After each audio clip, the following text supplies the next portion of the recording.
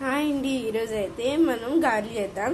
ఈ శనగలన్నీ నైట్ అంతా మంచిగా నానబెట్టుకొని ఇప్పుడైతే మిక్సీ పడుతున్నాను. శనగలు అయితే బరతగా పట్టుకోవాలి, నేనైతే పట్టేస్తున్నాను. పచ్చిమిర్చి, జీలకర్ర, ఎల్లిపాయలు కలిపి తర్వాత పట్టేసుకుంటాను. Suddenly we get a problem, mixie was died.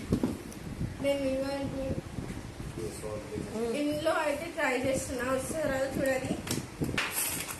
I think that it is not come, but it is came nicely. చక్కగా వచ్చింది. మిక్సీ పాడైనా కూడా చాలా సూపర్ వచ్చింది.